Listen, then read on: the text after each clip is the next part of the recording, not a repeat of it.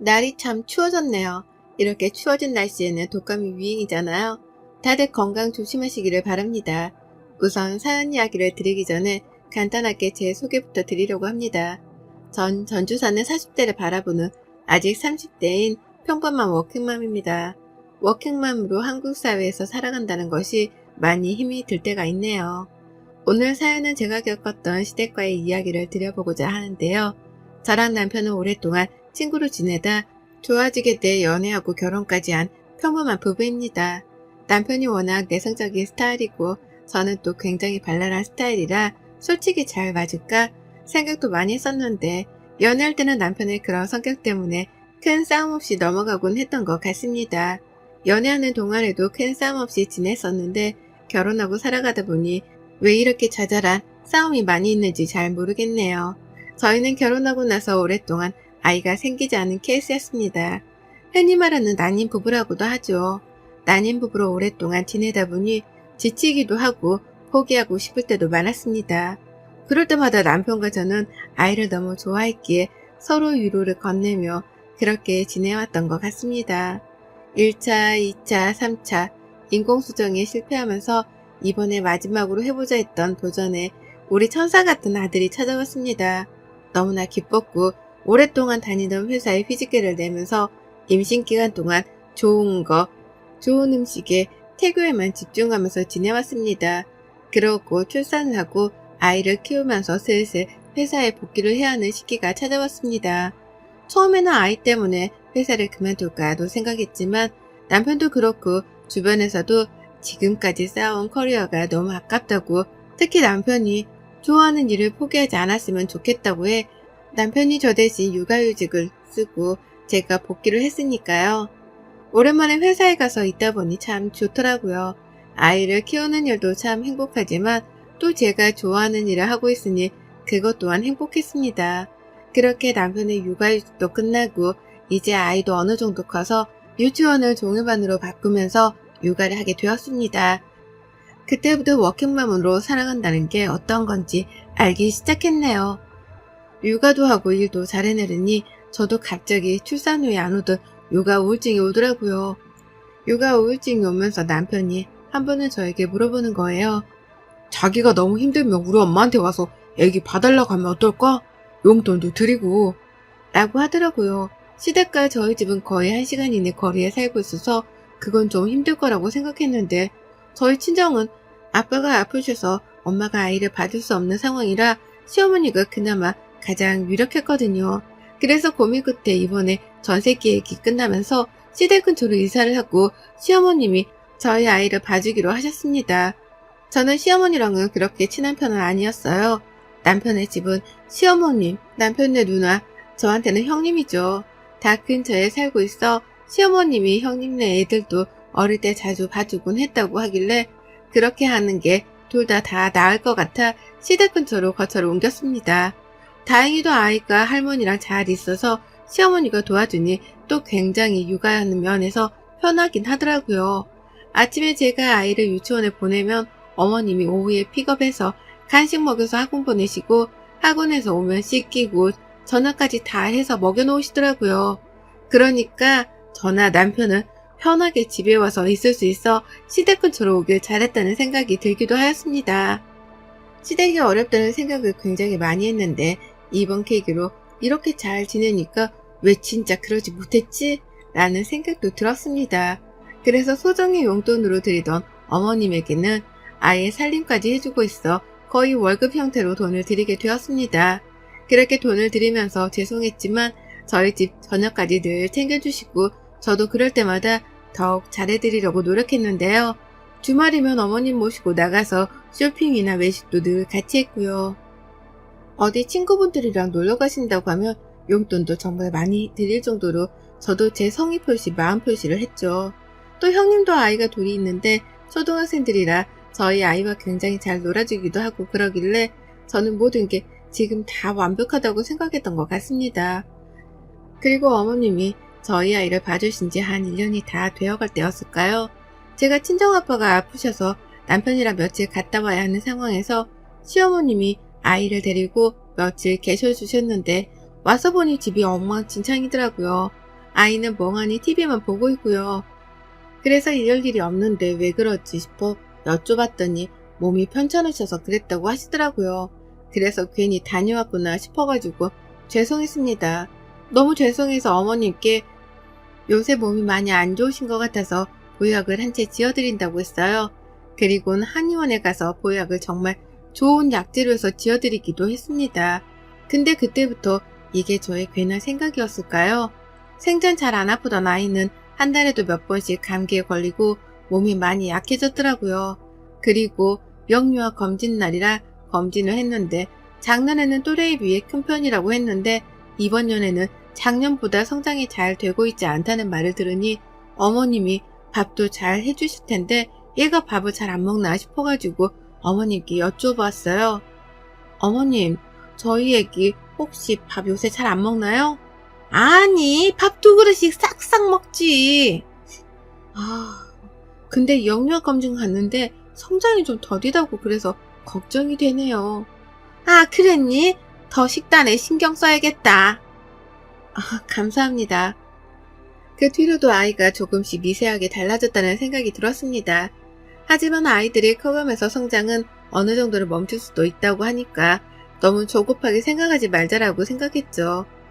주말에는 아이의 키와 체중을 더 높이기 위해서 고기부터 아이가 먹고 싶은 음식이나 간식들은 꽉꽉 냉장고에 채워두고 어머님께 일주일에 몇 번씩은 꼭 고기랑 야채 같이 주셨으면 좋겠다고 부탁까지 간곡히 드렸습니다.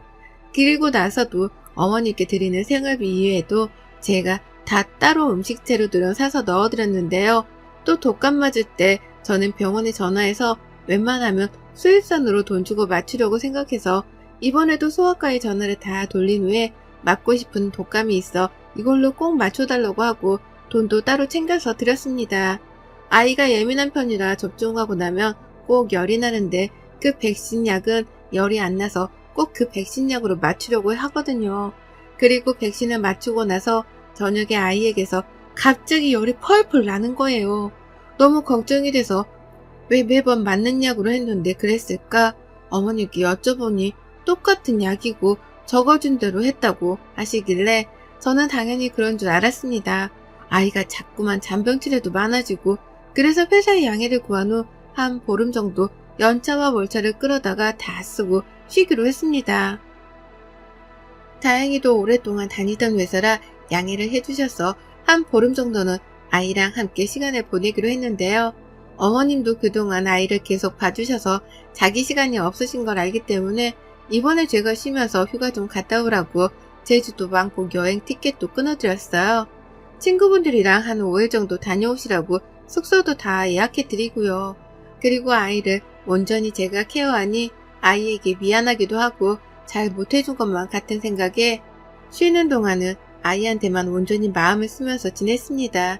그러다 아이에게 엉덩이 쪽이 발진이 나서 소아과에 다녀올 일이 있었습니다. 소아과에 가서 진료를 보고 나오면서 친한 간호사 선생님이 있으셔서 선생님, 이번에 우리 아이가 백신 맨날 맞는 걸로 했는데 갑자기 접종열이 나더라고요. 그래서 엄청 애가 고생했는데 다시 독감 접종하기 너무 두렵더라고요. 라고 말씀드리니 그러냐면서 그럼 혹시 다른 거 맞은 건 아닌지 확인해 보겠다고 하는데 선생님이 그러시는 거예요. 어머님, 아기가 맞았던 백신이 아닌데요. 이번에는 무료독감 맞으셨네요. 네? 아니에요. 제가 분명히 그 독감이 부작용이 덜해서 그걸로 찾아봐서 맞췄는데 근데 여기에는 이번에 다른 걸로 맞았다고 나와 있어요. 라고 하시는 거예요. 그래서 열이 난 것 같다고 하니 조금은 황당하더라고요. 분명히 어머니께 제가 그 백신 약으로 꼭 맞춰달라고 말씀드리고 돈까지 넣어서 드렸는데 다른 걸로 맞추셨다고 하니 잘 모르셔서 그랬나 싶기도 하고요. 그래도 어쨌든 헷갈리셨나 싶기도 해서 그냥 넘어갔어요. 근데 유치원에 학부모 상담이 있어서 가서 상담을 하는데 선생님이 정말 제가 생각하지도 못한 이야기를 꺼내더라고요. 선생님이 꺼낸 이야기는 어느 순간 저희 아이가 매일 똑같은 옷을 입고 등원을 하거나 챙겨오라는 준비물이나 이런 것들 챙겨오지 않고 아이가 어느 순간부터 좀 위축되어 있어서 걱정을 많이 했다고요. 근데 이런 이야기들이 다 처음 듣는 거라 머리를 망치로 맞은 기분이었습니다.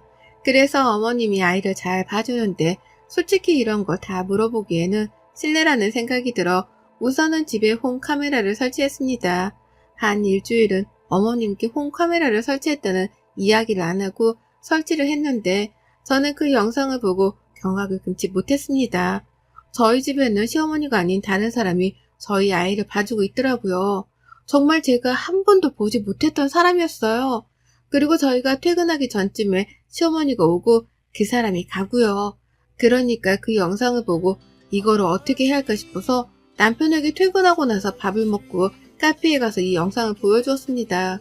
남편은 그 영상을 보더니 아무 말도 안 하고 갑자기 울더라고요. 그러더니 저에게 남편이 해주는 말은 너무 충격스러워 말을 하지 못했는데요. 여보, 미안해. 사실 지금 어머님 진짜 엄마는 아니야. 아빠가 나 어릴 때 재혼했던 새어머니야. 근데 자기한테 말 안 한 건 엄마가 어릴 때 나를 키우기도 했고 나도 진짜 엄마처럼 알고 살았기 때문에 그런 말을 하는 거를 원치 않으셔서 말을 못했어. 엄마가 왜 그런 행동을 한지는 모르겠는데 이대로 용서할 수는 없을 것 같아. 라고요. 시어머니는 남편의 새어머니였고 우선 시어머니에게 이 이야기를 하기 전에 우리 집에 오는 그 사람을 먼저 만나야 할 것 같았습니다. 또 홈카메라로 보았을 때 시어머니가 나가고 그 사람이 집으로 들어와서 집안일을 하길래 바로 집으로 들어갔습니다. 저를 보고 갑자기 놀라더군요. 그래서 제가 누구세요? 라고 하니 아무 말도 못하는 거예요. 근데 심지어 그 사람은 한국 사람도 아닌 조선족 사람이었습니다. 한국말이 서투른 것 같아서 어떻게 된 거냐고 물으니 자기는 그냥 아이 봐주는 거랑 집안일 하는 걸로 취업을 한 거고 돈은 얼마를 받냐고 물으니 제가 어머니께 드리는 4분의 1도 안 되는 금액을 주고 있더라고요. 어머님은 저에게 생활비를 받고 그 생활비에서 조금 떼어 그분께 드리고 제가 집에 들어오면 자기가 있는 척 했던 거더라고요. 처음부터 그랬던 건 아닌 것 같고 한 반년 정도 그랬다고 하더라고요. 그 사람이랑 이야기했던 것들을 다 녹화하고 폰 카메라에 있었던 영상들도 확보하고 어떻게 말을 해야 할까 고민하다가 폰 카메라로 둘이 바꾸는 순간에 제가 집 앞에 서 있었습니다. 시어머니는 놀라 저보고 언제 왔냐고 말하길래 자기가 아파서 아이를 봐줘야 하는데 못 그래서 친구에게 잠깐 부탁을 했다는 변명을 하시길래 알겠다고 하고 우선 그분은 보내고 거실에 앉아 그분과 대화한 녹음 내용들과 영상들을 제가 다 보여드렸습니다. 처음에는 계속 변명만 하시더니 그 영상과 내용들을 보니 갑자기 눈물을 뚝뚝 흘리시더라고요. 아니 그게 아니라 내가 너무 몸이 안 좋은데 애는 봐야 하고 그러다 보니 나도 모르게 몇 개월만 사람을 쓰면 좋겠다 싶어서 그랬는데 너무 미안하구나. 정말 면목이 없구나. 라고 하는 어머님께 드린 생활비 카드 내역을 다 보여드렸습니다. 제가 어머님이 집안 살림을 다 해주셔서 생활비 외에도 카드를 드렸는데 그 카드는 문자를 뜨게 제가 안 해놓았다고 편하게 쓰셔도 된다고 말씀을 드렸던 적이 있는데 그게 남편이 해놓은 줄 알고 아예 그 생활비 카드라고 드린 명목에 마트를 몇 번 잊지도 않고 뭐 놀러간 흔적들이 굉장하더라고요. 백화점, 마사지샵, 고급 일식집 뭐 등등 카드는 어머님 혼자 쓰셨는데 거의 이번 달은 400만원 가까이 나왔으니까요. 그걸 보여드리니 뭐 할 말이 없으신지 이제는 적반하장으로 나오시는 거예요. 아들이나 며느리가 그거 해줄 수도 있지 뭘 그러냐면서 너 왜 이렇게 깐깐하게 구냐고 그러시더라고요. 그래서 제가 오히려 되물었어요. 어머님, 제가 아이 독감 맞춰달라고 10만원 봉투에 넣어서 드렸는데 아이는 무료 독감 맞추셨던데 그럼 그 돈은 또 어디에 쓰셨어요? 라고 물으니 얼굴이 빨갛게 변하시는 거예요. 그러면서 막 남편이 들어오니까 울면서 며느리가 나한테 저러더라. 너 어떻게 생각하느냐 하면서 가길래 남편이 어머님 손을 딱 뿌리치고 서류들을 막 던지더라고요. 어머님 얼굴 앞에요. 여기서 엄마라는 말 한마디만 더 했다가는 정말 가만히 안 놔둘 테니 알아서 해요. 이 서류들 지금 보세요. 그 서류들을 저도 보는데 남편네 저희 시아버지죠. 시아버지가 남편 앞으로 결혼할 때 거기서 살라고 해두신 게 있었는데 돌아가실 때 그 이야기를 시어머니가 듣고 남편 앞이 아닌 자기 앞으로 해놔서 거기에서 월세 받아서 쓰고 있었더라고요. 남편한테 아무 말도 없고요. 그러니까 남편이 어느 정도 짐작은 했는데 그래도 그것도 다시 찾아오려고 소송을 걸고 아버님이 그거에 대해서 쓰고 가신 게 있었는데 아프실 때 명의를 시어머니가 몰래 변경해 놓은 그런 것도 포착되어서 변호사 선임해서 소송할 거라고 이야기하더라고요. 그때서야 그 시어머니는 자기의 상황을 인지했는지는 모르겠지만 미안하다고 니네가 다 크면 주려고 했다. 이런 말도 안 되는 소리를 했지만 남편은 정말 처음으로 시어머니에게 소리를 고래고래 지르면서 말도 안 되는 소리 하지 마시고 지금까지 월세 받은 돈 다 토해내고 저희한테 생활비 받아간 거 6개월치도 다 토해내셔라. 사기죄로 들어가서 남은 인생 감방 사시려고 생각하시는 거 아니라면 제가 이야기했던 것들 다 지켜서 하라면서 빼곡하게 적어서 주더라고요. 시어머니는 어떻게 이럴 수 있냐면서 막 난리치고 남편은 더 이상 한마디만 더 하면 남아있던 정도 정말 없어질 것 같으니 준비 다 되시면 말씀하셔라 라고 했습니다. 그 뒤로 시어머니는 저에게도 전화와서 설득하라고 문자도 보내셨지만 다 씻고 남편 앞으로 있었던 아파트 명의는 남편으로 바꾸고 월세 받은 돈은 지금 없다며 배째라는 식이네요. 그래서 결국에는 변호사 선임해서 소송으로 가기로 했어요. 몇 달 정도를 소송한 결과 남편 쪽이 더 유리해 승소했고 시어머니라고 하고 싶지도 않네요. 근데 소송하면서 나오는 것들은 지금까지는 아무것도 아닌 일들이 많았습니다. 시어머니는 재혼해서 아버님 몰래 자기 앞으로 해놓은 것도 많았고 심지어 자기 딸 앞으로도 명의 변경 해놓은 것도 나왔어요. 아버님이 아플 때 다 자기가 몰래 그렇게 진행시킨 것들이 많았더라고요. 그때는 남편이 어려서 그런 거 잘 몰랐는데 커가니까 어느 정도 알 때쯤 의심은 했지만 그래도 자기를 키워준 사람이었기에 참고 살아야겠다고 생각했지만 이번 아이 일로 지금까지 쌓아둔 것들이 커져서 이렇게까지 하게 되었던 것 같네요. 시어머니는 정말 빈털터리로 쫓겨나게 되었고 지금은 그 자기 딸네 가 있는 걸로 알고 있어요. 자기는 돈 못 준다고 배째라는 식인데 그렇게 되면 나중에 문제가 더 커질 거라고 생각해서 그런지 선처를 바란다는데 남편과 저는 선처해줄 생각이 없어서요. 남편과의 일이 어느 정도 마무리되고 시아버지 납골당에 다녀왔어요. 남편은 한참을 그 앞에 서서 눈물을 훔치더라고요. 그리고는 자기를 낳아준 엄마를 한번 꼭 만나고 싶다고 저에게 이야기하길래 저는 당신이 괜찮으면 한번 꼭 찾아보라고 해서 이번에 수소문 끝에 남편은 이제 정말 친어머니를 만나게 되었습니다. 저는 안 나가고 남편만 갔다 왔는데 시아버지가 젊은 적에 바람이 나서 새어머니를 만난 거였습니다. 그래서 아이만이라도 자기가 키우겠다고 했는데 시아버지가 그건 절대 안 된다고 해. 그때는 어머님이 힘도 없고 돈도 없어서 데려오지 못해서 늘 몰래 가서 남편을 보고 왔다고 했나봐요. 그러다가 그 새 시어머니가 남편네 친어머니한테 다시 찾아오지 말라고 그게 더 아이한테 상처 주는 일이라고 해서 그 다음부터는 보고 싶은 마음도 남편을 위해 늘 안고 사셨다고요. 그리고 더 놀라운 사실은 저희 결혼식에 오셨대요. 잠깐이었지만 결혼한다는 소식을 듣고 안 올 수가 없어서 어두울 때 보고 가셨다고 하시더라고요. 얼마나 마음이 아프셨을까요? 남편은 그 과거를 다 알고 나니 엄마를 부둥켜 안고 한참 울었다고 하더라고요. 저희 남편 참 불쌍한 인생을 살았네요. 이번에 저도 정말 시어머니를 만나 아이와 남편과 함께 배웠는데요. 한눈에 봐도 어머님과 남편이 닮아있는 게 보여서 정말 울컥했네요. 저희 아이를 보고 어머님은 너무 예쁘다고 이런 시간이 올 줄 몰랐다고 하시는데 서로 오해가 있어 먼 길을 돌고 돌아서 만난 모자의 인연이 안타깝기도 하고 이제 남편도 어머님도 행복하게 지내시길 바라는 마음에 저희 가족 이야기를 사연으로 보내보았습니다. 그럼 새엄마였던 시모는 어떻게 되었냐고요?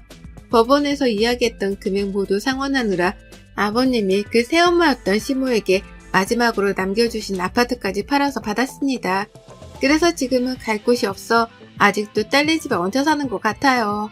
돈도 다 잃고 자식도 잃고 며느리도 잃었네요. 그분은 그래도 남편은 자기를 지금까지 키워줬기 때문에 더 이상은 가지 않을 거라고 나중에 술 한잔 먹으며 이야기를 꺼내더라고요. 그리고 시댁 근처에 살았던 저희는 다시 원래 살던 곳으로 돌아와 새로운 삶을 시작했습니다. 이번에는 아이를 위해서 제가 회사에 휴직계를 낼 수 있어 휴직계를 내기로 했고, 주말에는 남편과 시어머님과의 만남이 있어 만나서 맛있는 음식도 먹고, 이번에 어머님 생신이라 처음으로 가족 다 같이 제주도에 놀러 가기로 했네요. 다시 시작하는 저희 가족에게 많은 응원을 부탁드리겠습니다. 여러분의 생각은 댓글로 남겨주세요. 오늘도 시청해주셔서 정말 감사합니다. 안녕하세요. 얼마 전에 자연분만을 하고서 지금 신생아 아들을 옆에 꼭 두고 키우는 중인 초보맘입니다. 몸조리에 각별히 신경을 쓰고 있는데 또 주변에서 절 챙겨준다고 많이들 관심을 가져주고 계신데요. 몸 힘든 줄 알면서도 굿헤어 침대 위에 자리 잡고 앉아서는 시원하게 이 사연을 써보려 해요. 근래에 고구마 많이 먹고 답답한 일이 있으셨던 분들은 주목해 주시길 바라며 제 사연을 바로 시작해 보겠습니다. 재밌게 읽어주세요. 저는 딸만 셋인 집안의 막내딸이에요. 나이는 올해 31이고요. 언니들은 벌써 30 중반을 다 넘었는데 결혼은 제가 가장 먼저 하고 자식도 제가 가장 먼저 낳게 되었습니다. 현재 첫째 언니가 결혼을 하고 막 임신을 한 상태이고요. 딸들이 다복한 집안에서 컸다 보니까 워낙 어릴 적부터 집이라는 공간은 서로 조잘거리면서 즐거운 대화를 나누는 곳이라 알고 컸어요. 부모님께서도 이런 저희 딸들을 참 예쁘게만 바라봐 주셨고 눈높이에 맞춰서 대화를 자주 해주셨기 때문에 집안 자체의 웃음이 끊이지를 않았었습니다.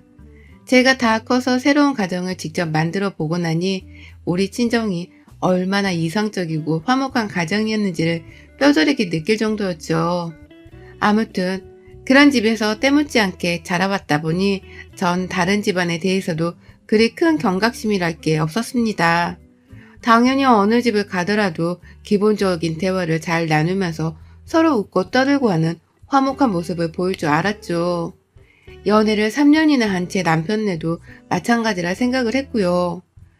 남편과 저는 서로 직장에서 만났고 둘 다 사내 연애를 하다가 결혼을 했습니다. 연애하면서 본 남편은 화를 잘 내지도 못하는 순둥이 같은 타입이었고요. 당연히 마찰이 있으면 서로 싸우기도 했지만 늘 필요 이상의 화를 내거나 감정을 자제하지 못하는 모습을 보이지 않았던 탓에 좋은 가정환경에서 좋은 가정교육을 받고 자랐을 것이라 생각했어요. 이성적으로 사리 판단을 할 줄 아는 남편의 모습을 똑똑하고 긍정적으로 본 것이었죠. 그래서 연애 기간이 길어질수록 결혼을 자연스럽게 생각했고 그러다 30이 되기 전에 식을 올렸습니다. 하지만 결혼을 하자마자 나타난 시어머니라는 복병 때문에 저는 좋아 보이던 남편까지 싸잡아서 쓰레기로 보이는 듯한 착시 현상을 느꼈고요. 남편이랑도 내내 시어머니로 인한 갈등과 마찰 때문에 마음 편할 날이 없었어요. 신혼 초부터 뭘 어떻게 해야 며느리가 이리 스트레스를 받고 부부가 싸움질을 하나 싶으시죠? 지금부터 제가 저희 시어머니께 당했던 일들을 좀 나열해 볼게요. 판단은 여러분들의 몫입니다. 결혼 준비를 하고 신혼집이며 애물예단을 알아보는 그 과정 속에서도 시댁은 멀쩡해 보였어요. 상견례 때 저희 친정아버지가 요즘 집값도 많이 올랐고 애들 월급 사정을 뻔히 하는데 누구 한쪽에만 부담을 주지 말자면서 먼저 나서서는 정확히 반반 결혼을 하자고 말씀을 해주셨거든요. 그래서 딱히 누가 더 돈을 쓰고 말고를 자존심 싸움을 한다거나 시비를 걸지 않았어요. 오히려 정확히 반반이라는 그 목적에 맞게 서로 쓴 돈이나 들어갈 돈에 대해서 완전히 오픈을 해놓고서는 대화를 주고받았죠. 그러다 보니 남들은 결혼하면서 여러 가지 문제, 특히 돈 문제로 갈등이 생긴다고 하던데 저희 부부는 금전적인 문제로부터 완전히 자유로웠었답니다. 그 점에 대해선 제가 저희 친정아버지한테 내내 감사하다고 생각했었어요. 하지만 결혼을 하고 나서야 시어머니가 갑자기 입을 삐쭉 튀어나온 채로 저희 친정아버지에 대한 불만을 쏟아내시더라고요. 누구한테 더 부담을 주기 싫어서 그리고 서로의 경제적인 여건에 대해서 뻔히 잘 알고 있으니까 공평하게 반반 결혼을 하자고 한 건데 시어머니께서는 그런 저희 아빠를 두고서 이렇게 말씀하셨답니다. 돈 없는데 구두쇠 흉내를 내기는 싫어서 자기 혼자 잘난 척 반반 결혼을 운운했다. 라고 말이죠. 눈 하나 깜빡하지 않고서 시댁에 가 시부모님 앞에 앉아있는 제게 이런 말씀을 하신 거 시작으로 그 후 결혼 생활 내내 저희 가족들을 향한 험담이 계속되었습니다. 처음 반반 결혼을 운운하며 저희 집안이 더 많은 돈을 들고 시집오지 않았다는 게 마음에 안 드셨던 모양이었습니다. 자꾸만 저희 집을 무슨 돈이 없어 반반 결혼에 환장한 사람들로 보더라고요. 처음엔 친정아버지를 욕하시더니만 나중에는 그 옆에서 동조를 했다며 저희 엄마까지도 이상한 사람으로 만들어버리시더니 급기야 저희 언니들이 저보다 결혼을 늦게 하고 또 아이를 가지지 않고 있는 것에도 문제를 삼기 시작했답니다. 한마디로 주제넘는 소리를 계속 해가면서 저의 성질을 계속 건드리신 것이었죠. 저희 언니들 열심히 일하고 사느라고 결혼이 조금 늦어진 거 저도 인정합니다. 하지만 그게 요즘 뭐 흠인가요? 다들 결혼을 안 하기도 하거나 아이도 안 가지는 걸 추세로 여기는 사람들도 많은데 시어머니는 다른 사람도 아닌 제 가족을 제 눈앞에서 적나라히 욕보이시더라고요. 급기야 저희 첫째 언니가 지금 변호사인데 시중에 널린 게 변호사라고 밥벌이가 안 되니 능력이 없어 결혼을 못한 게 아니냐는 소리까지 해대면서 그게 웃기다고 깔깔거리셨답니다. 미치고 환장을 노리셨죠. 처음엔 저도 우리 가족들, 특히나 내 앞에서 앞담화식으로 말씀하시는 걸 멈춰달라며 웃음기를 빼고 진지하게 말씀도 드려봤어요. 남편이나 내가 수입이 많지 않은 걸 누구보다 잘 아셨기 때문에 부모님이 도와주시겠다며 반반 결혼을 말씀하셨던 거라고 더 자세히 설명을 드려보기도 했고요. 이런 일을 왜 이렇게 애달래들 설명을 해야 하는지 이해할 수는 없었으나 제가 본 시어머니는 이해력이나 공감 능력이 많이 딸리는 분이셨기 때문에 이해를 하고 말씀을 드렸어요. 하지만 역시나 어머님께서는 본인이 생각하고 싶은 대로만 들으려 하셨답니다.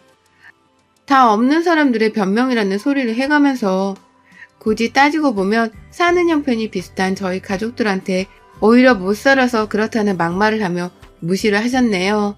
그리고 제가 내 가족 편을 들면서 하지 말라 말씀을 드리기라도 하면 저를 향한 시집살이의 강도를 더욱 세게 높이셨죠. 참 치사해 보이시죠? 이게 바로 제가 옆에서 보고 느낀 저희 시어머니셨습니다. 자식을 낳아준 부모님과 형제 자매 편을 드는 건 당연한 건데 그런 가족들의 욕을 하지 말아달라고 정당하게 요구하고 싫은 티를 내는 저를 향해 시어머니는 오히려 유별나다 욕을 보이셨죠. 유별난 애들은 혼을 내야 말을 알아듣는데 30 넘은 애를 어떻게 혼내야 할지 모르겠다면서 옆집 친구분이랑 제 앞에서 전화로 저를 까내리기도 하셨고요.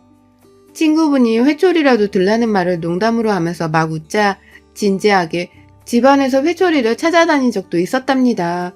당연히 남편이 정도껏 하라고 시어머니를 만류해서 어찌저찌 넘어가긴 했으나 제가 그날 시어머니의 그 만행을 보면서 남편한테까지 온 정이 뚝뚝 떨어졌어요. 그냥 괜히 시어머니의 외모를 닮은 남편조차도 소름이 끼쳤거든요. 하지만 누군가를 싫어하고 미워한다고 해서 시어머니의 만행이 그치는 건 아니었습니다. 제가 제 가족 얘기를 싫어하는 티를 내면 낼수록 어머님의 저를 향한 괴롭힘은 더욱 적나라해져갔죠. 워낙 태아가 많이 오가는 화목한 집안에서 자랐다 보니 밥을 먹으면서도 서로의 안부를 묻고 하면서 대화를 나누고 싶었던 것 뿐이었는데요. 이런 저를 향해서 시어머니는 너 우리 밥 다 먹을 때까지 입 열지 마. 너 입 열면 내가 주걱으로 주둥이부터 쳐내릴 거야. 라고 하면서 윽박을 질러가며 저를 혼내킨 적도 있었어요. 뭐 이미 준비되어 있던 밥 중에서 제 밥그릇에는 마지막 남은 누룽지를 긁어다가 담아주신 적도 너무나 흔했고요. 제가 가지나 오이를 잘 못 먹는데 보란듯이 가지볶음에 가지밥 그리고 오이 무침을 만들어서는 그 3종 세트를 밥상 위에 올려두신 적도 있었답니다. 제가 미워서 그러셨다는 게 눈에 다 보이던 나머지 저도 속으로 엄청 힘들고 괴로웠어요. 밥 먹다 말고 한숨을 쉬다가 결국 남편이 외식하러 나가자며 저만 쏙 데리고 나가준 덕분에 시댁 안에서 울지는 않았지만 남편 손잡고 나가면서 길 한복판에서 대성통곡을 하기는 했답니다. 그때가 임신 초기였는데 이런 자잘한 시어머니의 괴롭힘 때문에 저 진짜 얘 잃을 뻔도 했어요. 스트레스가 너무 심했으니까요. 그래도 다행이었던 것은 제가 임신을 하기 전만 하더라도 시어머니가 저한테 모아놓은 설거지를 시킨다거나 굳이 안 해도 될 청소기를 돌리게 하는 등 정말 별별 짓을 다 시켜가면서 시집살이를 시켰는데 임신을 했다는 사실을 알리고 난 후로는 몸으로 괴롭히는 것은 덜 하셨다는 겁니다. 그 대신 이렇게 정신적으로 괴롭히고 갈구고 핍박시키면서 더 악랄하게 절 괴롭히셨죠. 이래나 저래나 저에게는 정말 답이 없는 분이셨고요. 출산날이 다가갈수록 어떻게든 시어머니만큼은 안 보고 살겠다는 다짐 하나로 태교를 이어갔습니다. 시어머니를 또 보게 된다면 스트레스가 폭발을 해서 아이를 유산할지도 모를 것 같으니 아이가 태어날 때까지만이라도 시어머니를 피해가며 내 아이를 지켜내야겠다는 저의 본능적인 모성애가 폭발을 한 것이었죠.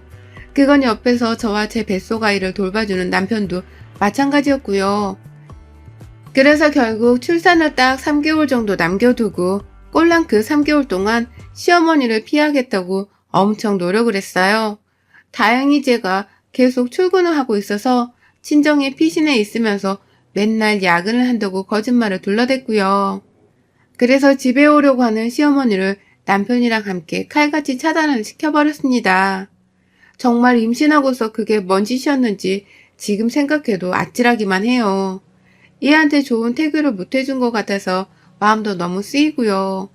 그렇게 시어머니 한 사람을 멀리하려는 오만 짓을 다 해가면서 3개월을 버텨냈고 그렇게 친정 식구들의 극진스러운 보호와 대접을 받아가면서 조금이라도 마음을 추스릴 수 있었습니다. 그러다가 드디어 출산 기미가 보이기 시작을 했고 예정날에 맞춰 병원에 가게 되었죠. 저는 출산 후 산후조리원에 바로 들어갈 예정이었기 때문에 친정 식구들과 남편이 도와줘서 짐도 다 미리 싸놨고요. 이제 아이만 무사히 낳기만 하면 되는 것이었습니다. 솔직히 아이를 낳는 것에 대해서 무섭다기보다는 오히려 제 아이가 너무 기대되는 순간이었죠. 그리고 더 솔직하게 고백을 하자면 아이를 낳기 전이었던 막판에 아주 잠시 진동이 너무 아파 죽을 뻔했을 뿐 그 전까지는 배가 죽을 듯이 아픈 건 아니었답니다. 무통주사 맞고 옆에서 남편이 자꾸 웃겨 죽겠는 소리를 하면서 제 긴장을 풀어놔준 덕분에 제가 조금은 출산의 과정을 즐길 수 있는 여유가 있었던 것이죠. 그런데 그 완벽한 순간에 시어머니가 제 출산을 보겠다고 병원에 기어들어 오셨네요. 코로나 때문에 저희 친정 식구들도 우르르 들어오지를 못한 채 병원 밖에서 대기를 하고 있었는데 시어머니란 사람이 감히 내 고귀한 출산 현장의 얼굴을 드러낸 것이었습니다. 그것도 똥 씹은 표정을 지은 채로 말이죠. 오자마자 어머님이 그러시더라고요. 너는 뭘 대단한 짓을 한다고 마누라 옆에서 오두방정 유난이야? 가만히 좀 있어. 라고 하면서 남편부터 몰아선 혼을 내시더라고요. 저랑 오랜만에 만나는 건데 본인도 조금은 제가 낯설게 느껴진 건지 눈을 제대로 맞추지도 않더니만 남편한테 가만히 있으라 혼을 낸 다음에야 저한테 그러셨죠. 네 친정 부모님은 이 중대한 순간에 병원 밖에서 뭔 꼴값이 싫었니? 누가 보면 네가 나라고 하다가 아파 누워있는 줄 알겠다. 라고 말이죠. 남편이 여기까지 와서 말을 왜 그렇게 해? 라며 바로 무안을 주긴 했으나 시어머니는 계속해서 저에게 허튼 소리를 이어가셨답니다. 코로나로 병원 사람들을 배려한 저희 식구들의 사려 깊은 행동을 오히려 안 좋게 바라보는 시어머니의 말씀에 저는 배가 아파오는 와중에도 웃음이 나왔어요. 남편이 웃긴 말을 하지 않았는데도 말이죠. 그러다가 시어머니가 그 한 말씀을 날리시던 순간 저는 지체하지 않고서 배가 아프다는 비명을 지르며 시어머니의 머리끄댕이를 잡아당겼습니다. 어머님이 그러시더라고요. 네 자식이 내 아들을 닮아야 할 텐데 우리 집 핏줄을 더 이어받아야 할 텐데 니네 친정 식구라도 닮으면 나 걔 못 본다. 아무리 내 초손주라 하더라도 꼴도 보기 싫을 것 같아. 라고 말입니다. 태어나지도 않은 아이한테 저주를 퍼부어도 유분수지 어떻게 할머니가 된다는 분이 그런 말씀을 하실 수가 있냐고요. 그것도 당신 손자이고 내 뱃속에서 나올 내 자식한테 말입니다. 가뜩이나 임신 말기에 시어머니로부터 받은 스트레스를 피해보겠다며 아이를 어떻게든 시어머니로부터 지켜내려 하던 저였는데요. 어머님이 출산을 앞둔 그 중요한 순간에 제 앞에서 그런 말도 안 되는 소리를 짓거리는 걸 보고서 저도 가만히 있을 수가 없었어요. 그러니 애 낳는 그 출산의 고통을 핑계로 대고서 순간적으로 시어머니의 머리끄댕이를 잡아당긴 것이었습니다. 다른 복수의 방법이 따로 없었고요. 저도 모르게 순간적으로 시어머니의 머리끄댕이부터 잡아버렸는데 이걸 놓는 순간 나는 정말 미친 며느리가 되는 것만 같아서 출산의 고통을 핑계대며 시어머니의 머리를 더 굳세게 잡아당겨 버렸습니다. 아우, 아파 뒤지겠어. 나 진짜 아파 뒤져버릴 것 같아. 가뜩이나 빡쳐 죽겠는데 배도 아프고 난리야. 아, 진짜 여보. 라고 외치면서 시어머니의 머리끄댕이를 더 치열하게 잡아당겼어요. 이 아줌마의 머리털이 다 빠져서 대머리가 될 때까지 당겨보자는 심정으로 정말 열심히 그리고 애 낳는 힘보다 더 센 힘을 끌어모아다가 제 손모가지에 집중시켰습니다. 어머님의 머리채를 잡아당기고 있는 저의 무기였으니까요. 그러다 제 아들이 태어나기 전부터 벌써 효자가 되어서는 그 순간에 엄마 뱃속에서 나오려 하더라고요.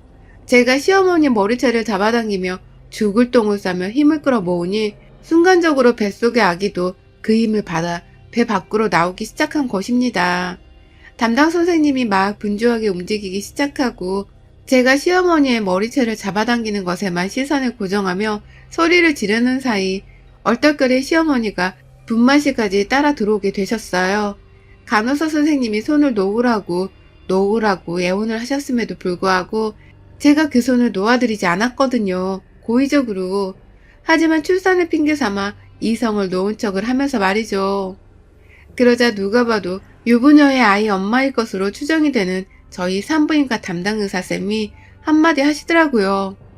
내버려둬요. 그 손 안 놓을 테니. 자, 같이 분만실로 들어갑시다. 라고 말입니다. 당연히 의사 선생님도 그 전에 제 손을 시어머니로부터 떼어놓으려고 노력을 하긴 하셨지만 선생님이 보셔도 제가 너무 독정스럽게 시어머니의 머리채를 잡고 있는 듯 보였나 보더라고요. 그러니 선생님도 저를 가만히 보시다가 그냥 어머님을 데리고서 분만실 안으로 들어가기로 결정을 하신 겁니다. 그 말 한마디에 다른 간호사쌤들도 순식간에 동의를 하고서는 지체 없이 시어머니랑 저를 같이 분만실 안으로 데려갔어요. 그리고 전 애가 나오는 그 30분가량의 시간 동안 큰 힘을 써야 하는 와중에도 불구하고 시어머니의 머리채를 세게 잡아당겼다가 풀기를 반복하면서 시어머니를 들었다 놨다 했답니다. 조금이라도 어머님이 제 손 안에서 도망칠 작정을 하려고 하면 다시 손을 세게 잡아당기면서 애를 낳는 것보다 시어머니 머리채를 잡아당기는 것에 더 촉각을 곤두세웠어요. 정말 미칠 노릇이었죠. 하지만 전 이런 제가 못나 보이지 않았어요. 아기가 엄마 뱃속으로 나오는 지금 이 순간만이라도 아이한테 좋은 기억을 남겨주고 싶었으니까요. 엄마가 이리도 복수에 행복해하고 신나하는 걸 내 아이도 분명 같이 느끼고 있을 것이라고 생각을 했기 때문에 후회는 없습니다. 농담이 아니라 정말 그 30분을 내내 시어머니 머리채를 쥐어잡고 있다가요. 애가 정말로 머리를 밖으로 내민 게 느껴지는 그 순간 그제서야 저는 내 아이한테 집중을 하고 싶다면서 시어머니의 머리채를 완전히 놔드렸어요. 제 손에는 시어머니의 것으로 추정이 되는 머리카락들이 흥건하게 뽑혀져 있었고요. 시어머니는 제 손이 완전히 자신의 머리채에서 놔지자마자 기다렸다는 듯이 죽는 소리를 해대면서 살려달라고 분만실을 나가셨어요. 나가다가 문을 어떻게 여는 줄 몰라서 혼자 문에 머리를 부딪히고 별 생쇼를 다 하시다가 의료진 도움에 겨우 모습을 감추셨답니다. 그리고 전 시어머니가 제 눈앞에서 사라진 그 순간 아주 건강하고 우렁차게 울어대는 사내 아이를 낳았답니다. 제게는 기적과도 다름이 없는 아이였고 결혼 후 감히 가장 행복했던 순간이라고 꼽을 수 있는 때였죠. 시어머니 머리채를 잡아당긴 기쁨과 아들을 낳는 두 기쁨을 동시에 느낄 수 있는 순간이었으니까요.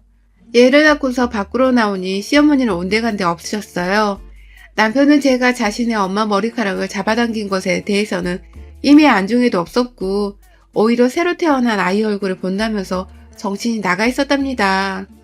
둘이서 아이를 부둥켜 안은 채 계속해서 그 기쁜 감정만을 되새기며 울고불고 난리를 피웠고요. 병원에 이틀 있다가 바로 퇴원하고서 산후조리원에 들어가는 순간 시어머니한테 전화가 걸려왔어요. 가는 길에 자기를 좀 보자고 말이죠. 그래서 제가 애 낳으면 조리원 들어가는데 보긴 뭘 봐요? 라면서 누가 봐도 싸가지 없는 말투로 바로 대답을 해드렸거든요. 그랬더니 어머님이 뭘 하신 줄 아세요? 너 내 머리채 잡아당겼다고 이제 나랑 막 나가자는 거야? 나한테 똑바로 사과도 안 했잖아. 내 머리에 혹이 생길 줄 알았다고. 갑자기 살색 두상이 희멀건하게 보이는 구멍 하나가 있는데 이게 다 네가 내 머리채를 뜯어잡아 당겨서 생긴 거잖아. 어쩔 거야. 머리라도 심어줘. 라고 하셨어요. 전 그날 정신이 너무 없어서 제가 어머님 머리카락을 잡아당겼다는 것만 알고 있었는데 시어머니의 머리채에 구멍이 났을 줄은 또 생각을 못했습니다. 어쩐지 내 손에 뽑혀진 머리카락이 좀 많긴 많다 싶었는데 그런 일이 있었을 줄이야. 시어머니가 억울해하는 소리를 들으니 제 속이 더 후련해지더라고요. 그간 내 가족들을 뒷담화하고 나 괴롭혔던 것을 생각하면 그 정도 구멍 내는 건 뭐 아무것도 아닌 일이었으니까요. 저는 시어머니의 울부짖음에도 절대로 사과를 하지 않았어요. 오히려 시어머니께는 더욱 싹수가 노란 며느리 마냥 말씀을 드렸죠. 아이고, 내 손에 머리카락 몇 개 잡아뜯긴 게 그렇게 억울하고 분해요? 그럼 나는 어떻겠어요? 부모님이랑 내 언니들이 어머님 같은 별 볼 일 없는 사람한테 그리 뒷담화를 시달리며 살았는데 내 기분이 어떻겠냐고요. 억울하면 내 머리채도 한번 잡아보시던가요. 그냥 둘이서 한번 날 잡고 치고받고 싸워보는 건 어때요? 저 아직 분이 안 풀리는데 그냥 우리 날 잡고 한번 싸워요. 어머님이 이기나 내가 이기나 한번 서로 뜯어잡고 치고받고 해보자고요. 라고 하면서 말입니다. 그러니 시어머니는 입에 거품을 물고서 열받는다고 막 소리를 질러대는데 안 봐도 알겠더라고요. 지금 시어머니 속에서 천불이 나고 있을 거란 걸 말입니다. 그리고 전 어머님께 부채질이라도 해주겠다면서 그럼 날 잡아서 저한테 알려주세요. 소나기 힘이라도 기르고 있으려니까. 라고 대답을 드렸답니다. 그리고는 아주 신나게 웃으며 전화를 끊었어요. 아마 시어머니는 그날 스스로 머리채를 잡아당기며 분하다고 노래를 부르셨을 겁니다. 전 내내 신이 나서는 출산 후 몸이 힘든 것까지 싹 다 풀린 기분이었고요. 저 아직 조리원 나가려면 며칠이 남았고 이제 시어머니한테 우리 아들도 보여줘야 하는데 저 진짜로 날 잡아서 시어머니랑 한판 뜰지 말지 행복한 고민을 잠시 해보는 중입니다. 뭐가 되었든 언젠가 또 찾아올 모르는 그날을 위해서 제 아귀 힘은 제대로 키워보려고요. 여러분의 생각은 댓글로 남겨주세요. 오늘도 시청해주셔서 정말 감사합니다.